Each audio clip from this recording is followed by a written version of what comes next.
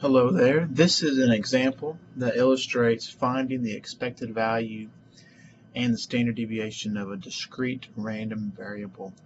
Okay, so what I've got here is I've got this random variable x, and the possible values of the random variable are 5, 6, 7, 8, 9. So it's discrete, and these are the associated probabilities.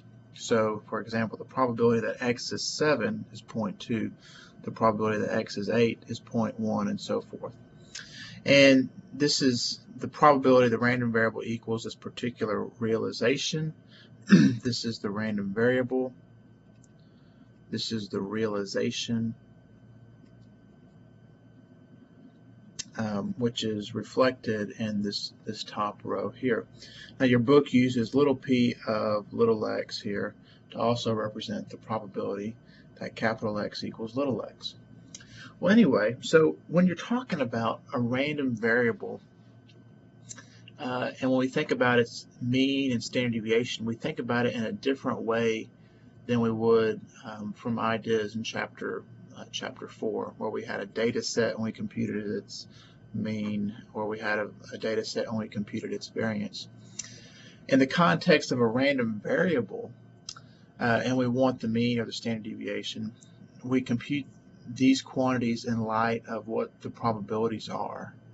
So we have to take into account the weights associated with the probability that x equals 9 and the weight associated with x being equal to 8 and so forth. So the formula, the mean is not just 5 plus 6 plus 7 plus 8 plus 9 divided by 5. That's not the mean. Or that's not the expected value, I should say. The expected value is different. So let's go through that here. The expected value is also, for a random variable, is represented by mu, or e of capital X, expected value, and the formula is the sum through the possible values of x times the associated probabilities. So what I'm doing here, I've got it. This represents a sum, and within each piece of the sum, I've got a value of x times its associated probability. So the first value of x is 5. Multiply it times p of 5, plus the next value of x is 6. Multiply it times p of 6, and so forth. So I have 7 times p of 7, 8 times, or plus 8 times p of 8, and plus lastly 9 times p of 9. Okay, so what I do here is I'm going to figure out what is p of 5. Well, rewrite 5. I have 5 times p of 5. Well, that's the probability x equals 5. That's just 0.2. 6, I'm going to ignore this dot right now. It's just a multiplication dot, not to get confused with a decimal dot. But I need a plus here, don't I? Yes, a plus there. 6 times p of x, or p of 6. P of 6 is also 0.2. Plus 7 times p of 7. P of 7 is 0.2.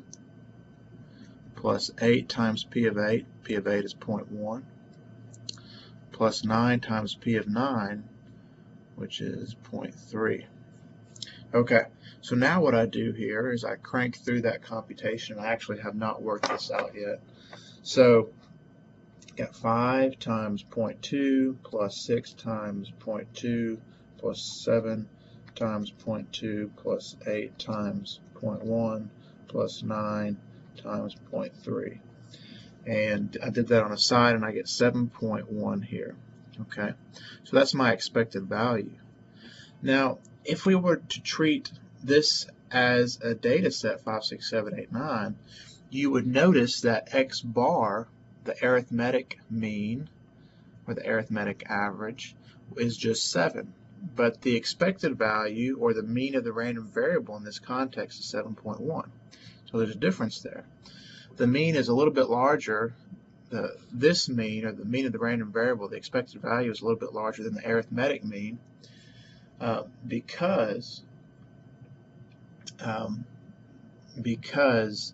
we have 9 being weighted a little heavier than some of the other values, which forces this expected value to be a little bit higher, to 7.1. My screen's a little dark. I'm going to see if I can lighten it up some here. Okay, there we go. All right, so that's the expected value. Okay, the standard deviation of this random variable. Well, in most cases, before you find the standard deviation, you have to find the variance.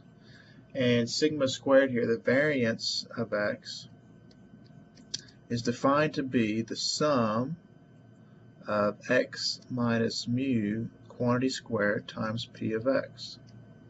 Well, this looks somewhat familiar to what we had in the past, except we would have xi minus x bar quantity squared times or divided by n minus 1. We take the sum of that. Okay. Well, instead of dividing by n minus 1, we have this. We have it weighted by the probability here. All right.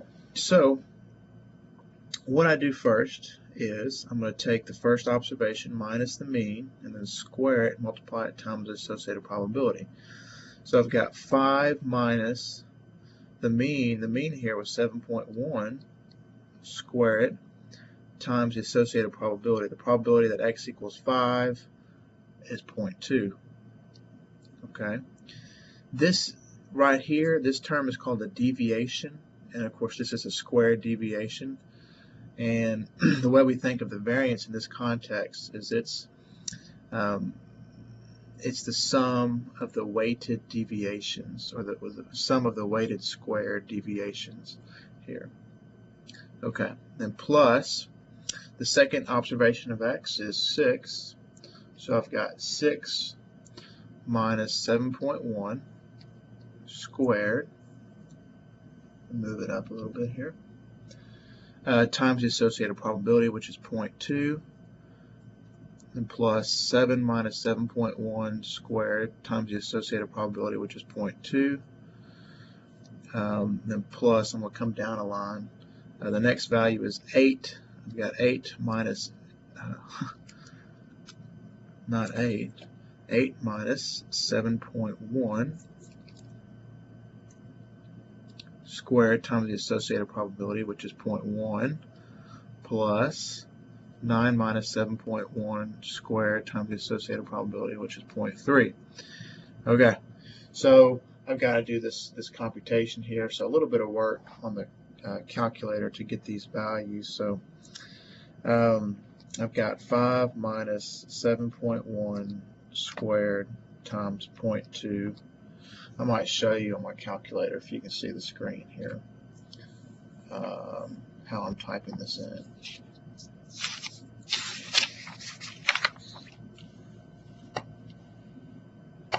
Okay, so that's the first component plus